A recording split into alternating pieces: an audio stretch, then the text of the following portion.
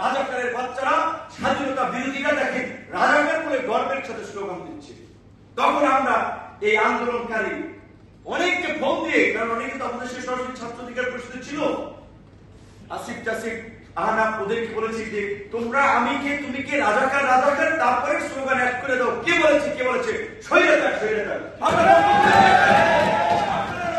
দেখবেন প্রথম তাদের স্লোগান ছিল তুমি কে আমি কে রাজাকার রাজাকার।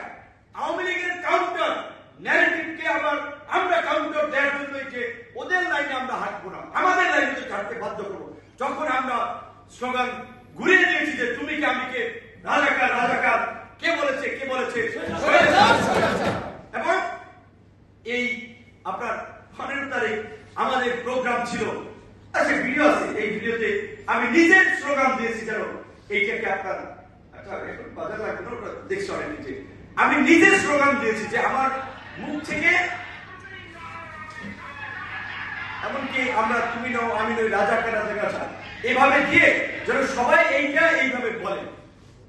তারপরে কর্মসূচি 8 দফা কোথা থেকে কি সেগুলো অনেক বলেছি, এগুলো নতুন করে বলার দরকার নেই। আমিও তো ডিবি কার্যালয়ে ছিলাম, আমি তো বলি নাই যে ভাই আন্দোলনে যাই আপনারা ভুল করছেন, আপনারা ঘরে চলে আসেন, আন্দোলন শেষ। আমি এই কথাগুলো বলতে চাই নাই, কারণ আমাদের বিভিন্ন যুব সংগঠনের নেতৃবৃন্দ আছে, ফর দ্য কাইন্ড ইনফরমেশন এই জন্য শেয়ার করতেছি যে 19 জুলাই শুক্রবার রাতে মানে সন্ধ্যার পরে, সন্ধ্যা থেকে ইন্টারনেট অনেক বন্ধ হয়ে যাচ্ছিল, বোধহয় ইন্টারনেট কানেক্ট করা যাচ্ছে না, কেউ ওয়াইফাই টয়ফাই ব্যবহার করে রাউটার দিয়ে কথাবার্তা বলতে পারতেছিল। তখন আমি 4 জন সমন্বয়কের সাথে কথা বলছিলাম, 2 জন সমন্বয়ক পরিষ্কার ভাবে বলেছে ভাই এই নাশকতা এই হত্যাযজ্ঞ বিএনপি জামাতের এগুলো দায় কে নেবে? এগুলো তো আমরা করি ভাই, এগুলো বিএনপি জামাত করছে, কেন আমরা এই দায় নেব? আমরা তো ভাই এক দফার জন্য নামি নেই, এগুলো আপনি কি বলতেছেন? এখনকার বড় জাতীয় নেতা তখনকার 2 সমন্বয়ক এই কথা বলেছেন। এমনকি এই আমাকে যে 40 ঘন্টা প্রথম 2 দিন কোর্টে প্রডিউস করে আইনি ভাষায় কোর্টে তুলে নেয়, তাদের হেফাজতে রেখেছিল, জিজ্ঞাসাবাদ করেছিল, টর্চার করেছিল, এইখানে আমাকে রেকর্ড শুনিয়ে আমাকে টর্চার করেছে। সারা তুই ছাত্রদেরকে এই সরকার পতন আন্দোলনের দিকে দাবি করতেছ, সেখানে আমাদের লোক নাই, ও তো আমাদের লোক না, আমার কথা নিশ্চয়ই আপনারা জানেন।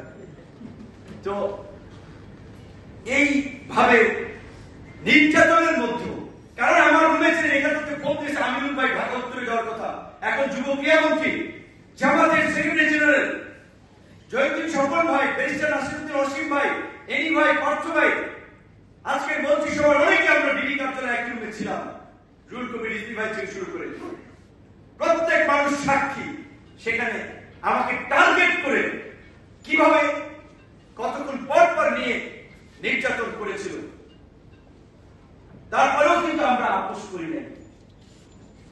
ওই ডিবি কার্যালয় থেকে পিছন মেরে কোর্টে নেওয়ার পথে যারা ফাইভকে স্লোগান দিয়েছি, খসরু ভাই একদিন একটা প্রোগ্রামে বলেছিল যে 5 জন লোক দেখলে স্লোগান দিত। এমনকি কারাগারে থেকে 2 দফা রিমান্ড শেষেও যখন সাংবাদিকরা বলেছে ভাই আন্দোলন থমথমে অবস্থা, কিছু বলেন ভিতর থেকে আপনারা বললেন আন্দোলন চাঙ্গা হবে, তখন বলেছিলাম যে আন্দোলন 90% পতন, 10% ধাক্কা দেন। এর জন্য তো ওই সময় যেভাবে মারা যাচ্ছিল লোকজন, ওই পরিস্থিতির মধ্যে আমারও তো চাইলে মেরেও ফেলতে পারে।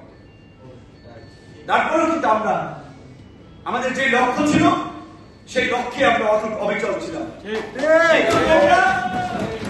সামান্য একটি ডিবি কার্যালয়ে বিরিয়ানি হয়েছে, মুরগি রান হয়েছে, দেখেছি, আমারও তো তাই গেছে, আর দেখ ওরা খাচ্ছে, ওরা ভালো আছে, সমস্যা নাই, মানে দেখানোর জন্য আমরা ভিতরে মানে সকালবেলা যে ডিবি কার্যালয়ের খাবার খাওয়া দেয় না বলছি, নাস্তার সাথে ডিম দিতে, ওইটা দেয় না, তারা একটু মুরগি রান খাওয়াইছে আরবের বাতের হোটেলে।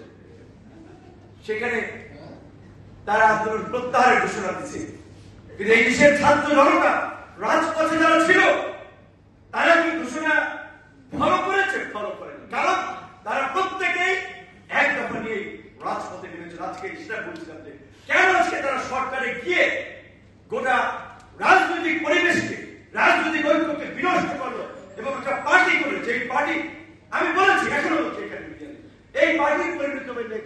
পার্টি। ফ্রিডম পার্টি কি গুগলে যে সার্চ করলে ইউটিউবে যে দেখবেন বাকিটা জানতে পারবেন। নিশ্চয়ই বললাম না, সময় নেই। তো এরশাদ সাহেব